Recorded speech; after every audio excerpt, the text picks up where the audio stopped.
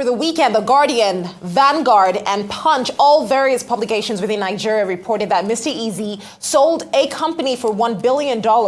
Now, these reports are factually inaccurate. Kenim Obaigbena, music entrepreneur and founder of OVG's Brand Video Pro and Entertainment Business podcast, has dispelled these claims. Now, Kenim Obaigbena joins me on the show right now. Kenim, when I saw this story, the first thing that came to my head was, wow, that is a lot of money, but that doesn't sound accurate. This speaks to a lot of different issues, jumping into conclusions amongst others. But let's go back to the basics. What exactly is going on here? How did we even get to the point where people are thinking Zagadat was the business that was sold as opposed to Vydia? Okay, so I believe they did report that Vydia was sold for $1 billion, and that part is factually inaccurate. So Larry Jackson, who was the former global creative director at Apple Music, he basically has a company called Gamma, and it's backed by $1 billion. And so that company bought Vydia for $250 million, right? And Mr. Eazi, his company Empower, as well as other companies from Russ, if you know the rapper Russ, if you know French Montana, Immensa Music, they all have joint venture deals with Vydia, and which allows them to have sort of like an equity deal in Vydia. So once, Vydia was sold for that amount, they all got a payout, right? But the payout number, it's alleged it's around more about $1 million, $500,000, $200,000, around that in terms of their equity deals. So I've heard from a few, it's around that number for their equity deal. So it's not the exact what. First of all, the $1 billion was made up. So it's like 250 that the company was sold for, and the equity partners got paid out a much smaller amount. And now, as far as Vydia, the CEO, because I know a lot of these publications were claiming that Mr. Eazi's Vydia, when you actually just go on Google right now, look at the CEO, it's Roy Lamana. He's the CEO and founder. So I think it's misleading, some of this information that they're putting out. I completely agree with you. And I feel like one of the major things that really stood out for me was, Mr. Eazi actually tweeting about this, celebrating the fact that, listen, this is why more people need to invest in, other companies. This is why you need to take out time to really investigate companies that have strong potential. But what I'm also curious about is what this means for a lot of Nigerian music businesses. A lot of people strongly believe that, listen, the music business really just ends at releasing music, distribution, but clearly there's so much more to that entire industry that we haven't even begun to scratch the surface of here in Nigeria, isn't there? So what I want to make this very clear. If this happened, it is good news. And I do believe that we will see the next Afrobeats billionaire in the coming years. I think it's very, very possible. Now, the issue with this being factually inaccurate is because the West is looking at us. They're looking at these. Look, the internet is worldwide. People are getting alerts, Google alerts when their companies are being mentioned. So there are people that own that company. There are people that did these deals, from Apple to Vydia. And so when they're getting these alerts that are not accurate, and it's coming from Nigeria and Nigeria's biggest media publications, it looks bad for Nigeria. Now, I am not coming from the perspective that we have to look good to the West. It's not about that, right? It's about, first of all, we have to have integrity internally, right? To build better infrastructure. That's first. Secondly, there are already a lot of barriers to entry in the music industry, right? You have everything from even licensing music. There are certain companies in the West that won't work with you if you're coming from Nigeria. They want to hear from somebody else in the West, right? Or if it's a white man, they want to do all those things. So there are a lot of barriers to entry, and us reporting inaccurate information, it actually looks bad on us.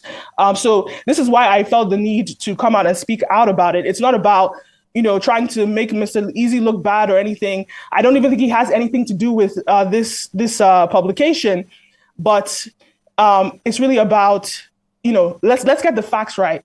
And let's usher in the new wave of Afrobeats multi-millionaires and billionaires, because I know that it will definitely happen very soon. I completely agree with you. So let's look at what Mr. Eazi even said. So when this whole thing happened, on the 8th of April, Mr. Eazi tweeted, "Cat's out of the bag, proud investor.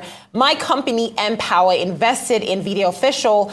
We just got acquired. I beg, tell Larry to call me." Would you say this was the tweet that just started the whole thing, where people just assumed that it was his company he was referring to? Absolutely. And, at the end of the day, look, he was an equity partner. So he is a shareholder. So you can call him a part owner. There's so many other part owners. But the way that the media sort of branded it, and also the numbers were not accurate. So it just looks bad. It's bad reporting. So it's really not anything to do with him. Look, at the end of the day, even Black China, people announced that she made $250 million. She didn't go out and dispel that because it makes her look good. But she went on Forbes, and that warranted her an interview on Forbes. And then on Forbes, she was kind of like, no, that number is not right. I got $2 million. But it made her look good. And you know what? We love it. It's great branding and packaging for him. Yeah. But let's get the facts right. Let's, represent Afrobeats and show that there's integrity. That's why I came to Arise News. People trust Arise News for, real news, factual news. Everybody has been following during the elections.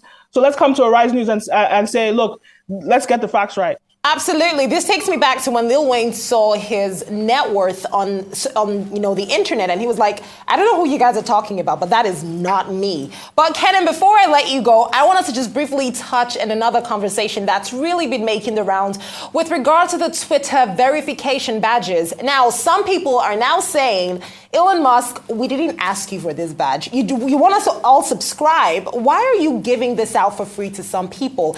Is this weird? Does it make Twitter look desperate in any way? Like, for instance, a couple of rappers are coming out to say they're having their badge valid. Meanwhile, they're not paying for subscription. LeBron James saying, why is this badge here? Even in Nigeria, Aisha Yusufu tweeting, listen, I didn't ask you for this badge. What's going on? I'm not paying. Does this make Twitter look desperate? No, let's realize that Elon Musk bought Twitter for $44 billion.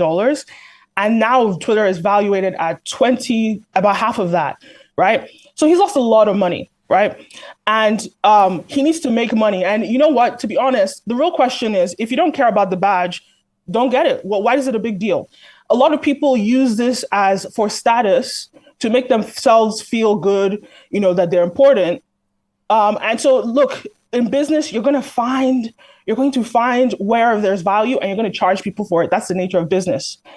Twitter needs to make money. He's spent a lot of money acquiring it, and he knows that people value this. So hell yes, I'm going to charge you for this. And if it's not important to you, the only people that really care about it are not the A-listers, but it's like the Z-listers, B-listers, not even B-listers, like Z-listers, like Jason Lee, Grant Cardone, all these like influencers that nobody knows who they are. Those are the only people that care about it, because that was their sort of ability to feel like they were more important than other people. Right, they felt relevant. Oh, look, I have a blue check mark. I'm important, but unfortunately, that's not how it works anymore.